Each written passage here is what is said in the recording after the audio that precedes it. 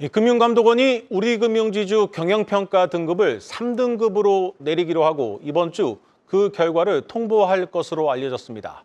당장 우리금융이 추진하고 있는 이 보험사 인수에 차질이 생길 것이란 관측이 나오고 있습니다. 자세한 내용 알아보겠습니다. 경제부 유호성 기자 나왔습니다. 유 기자, 3등급이 유력해 보이는데 이 금감원이 이런 결정을 내린 건 이 전임 회장의 친인척 부당대출 사건이 가장 큰 영향을 미쳤겠죠. 예, 맞습니다. 지난해 우리은행에서 이 손태승 전 우리금융지주 회장 친인척 관련 부당대출이 드러나자 이 금감원이 우리금융에 대한 정기검사를 앞당겨 시행했잖아요. 그 결과 손 전 회장 관련 730억 원 부당대출을 포함해 2,334억 원에 달하는 내부 통제 실패 사례를 발견했습니다.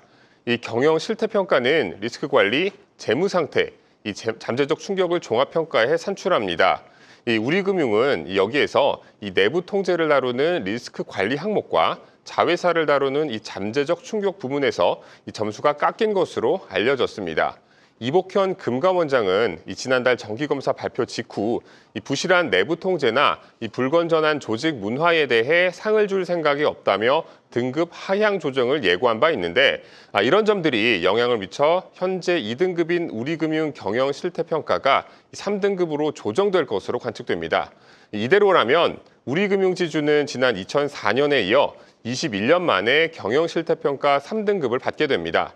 우리금융 사례를 제외하면 금융지주사가 이 3등급 이하를 받은 전례는 찾기가 어렵습니다. 다만 일각에서는 이 정기검사 이후 경영 실태평가 결과를 내기까지 통상 1년 안팎의 시간이 소요되는 것과 달리 이번 경평이 검사 이후 두세 달 만에 결론을 내렸다는 점에서 졸속 심사라는 지적도 제기되고 있습니다. 네, 그런데 이제 경영평가 3등급을 받으면 지금 우리금융이 하고 있는 이 보험사 인수에 차질이 생기는 것 아니겠습니까? 예, 맞습니다. 우리금융그룹은 이 중국 다자보험 그룹으로부터 이 동양생명과 ABL생명을 묶어서 인수하는 이 패키지 인수를 추진하고 있죠. 이 금융지주회사법에 따르면 금융지주가 자회사 편입 승인을 얻기 위해서는 금융지주 경영실태평가 등급이 2등급 이상이어야 합니다. 다만 3등급이라도 방법이 없는 것은 아닙니다. 금융지주회사 감독규정 단서조항을 좀 보면요. 이 경평 결과가 2등급에 미치지 못하더라도 이 자본금 적립이나 부실자산 정리를 통해 건전성 요건이 충족되고 또 금융위원회가 인정하는 경우에 한해 조건부 승인이 가능한데요. 전례도 있습니다. 실제로 금융위는 지난 2004년 경영평가 3등급을 받은 우리은행에 조건부로 LG투자증권 자회사 편입을 승인한 바 있습니다. 금융당국은 지난달 중순부터 이 승인 심사에 착수한 상태인데요.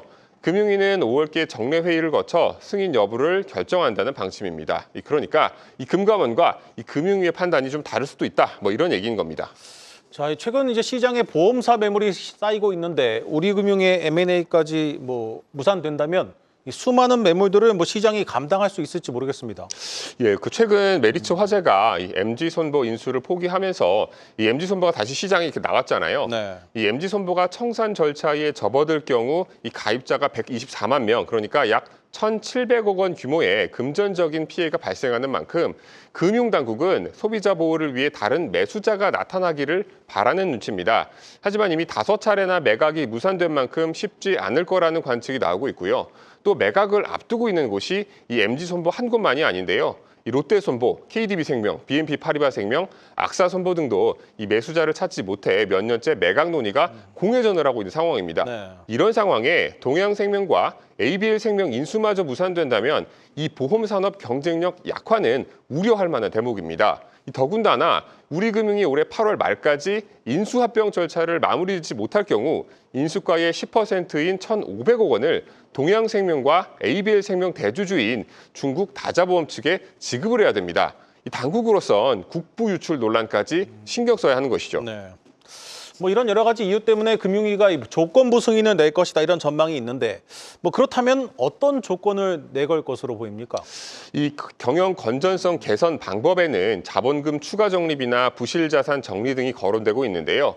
금융당국이 자본 건전성을 위해 금융지주에 요구하는 보통주 자본 비율 권고 기준은 12%입니다. 지난해 말 기준 우리금융 보통주 자본 비율은 12.08%로 금융당국 권고치를 턱걸이로 넘긴 상황입니다. 다만 다른 금융 지주와 비교해 보면 4대 금융 가운데 가장 낮은 수치입니다. 이 더군다나 보험사 인수로 자본 건전성 비율이 더 낮아질 것으로 전망되고 있는데요. 이 때문에 당국이 이 비율을 높이라는 주문을 할 수 있는 상황이고요. 이에 대응해 우리금융은 자본금을 더 쌓거나 아니면 위험 가중자산을 줄여나갈 것으로 관측됩니다. 이 아울러 내부 통제 혁신과 지배구조 개선, 전사적 리스크 관리 등 이 전반적인 내부 통제 강화도 주문할 것으로 전망됩니다. 네, 잘 들었습니다. 경제부 유호성 기자였습니다.